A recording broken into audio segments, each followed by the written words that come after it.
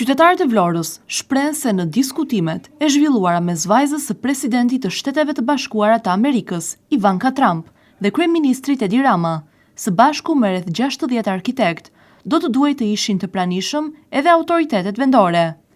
Sipas tyre, në këto takime duhet të merrnin pjesë kryetarja e Bashkisë së Vlorës, kryetarja e Këshillit Bashkiak, si dhe një përfaqësi nga Këshilli Bashkiak.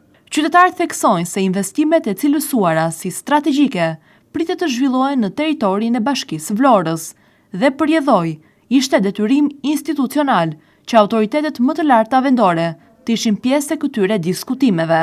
Ata shprehen se mungesa e përfaqësuesve lokal në këto takime lë hapësirë për paqartësi dhe mungesë transparence mbi projekte që prekin drejt për drejt komunitetin. Madje qytetarët ngren shqetësimin se për këto investime nuk është marrë as mendimi dhe as opinioni i tyre, ndonse bëhet fjalë për zhvillime që mund të ndikojnë ndjeshëm në jetën urbane, mjedisin si dhe ekonominë e qytetit të Vlorës. Sipas tyre, konsultimi publik duhet të ishte një hap i domosdoshëm përpara se të diskutoheshin projekte të kësaj natyre. Do të ishin patjetër. Do të ishin patjetër. Pse? Apo duhet Po që mendimi i tyre, i qytetarëve, se mendimi i qytetarëve s'është marrë fare për Sazanin, për këto gjëra që flitet lart e poshtë. Nuk e di, do bëhet realitet apo jo?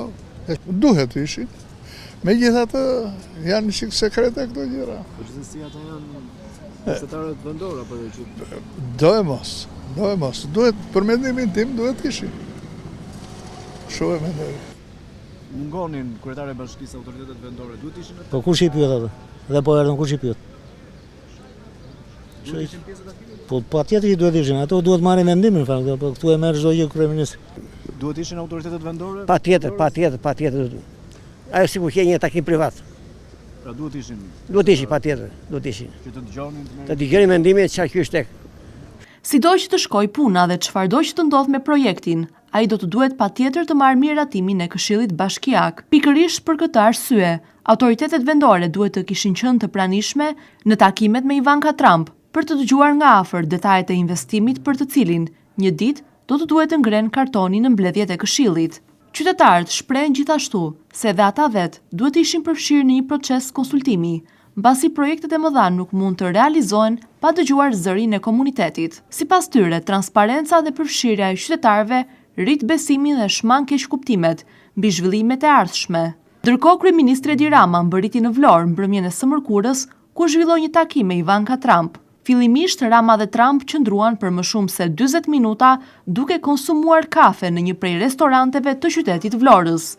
Më pas në mbrëmje, pasi konsumuan kafe në zonën e ujit të ftohtë, kryeministri Edi Rama dhe Ivanka Trump u drejtuan drejt Orikumit, ku zhvilluan një darkë pune në një restorant të zonës. Mësohet se në këtë takim kanë qenë të pranishëm edhe rreth 60 arkitekt, të cilët kanë diskutuar deri në orën 23 të mbrëmjes mbi projekte dhe idetë e investimit. Megjithatë, edhe në këtë darkë pune mungonin sërish kryetarja e Bashkisë së Vlorës dhe kryetarja e Këshillit Bashkiak. Sipas qytetarëve, ato së bashku me një përfaqësi të këshilltarëve bashkiak duhet të ishin të pranishëm për të dëgjuar dhe diskutuar mbi investimin që pritet të zhvillohet në territorin e bashkisë që ato drejtojnë.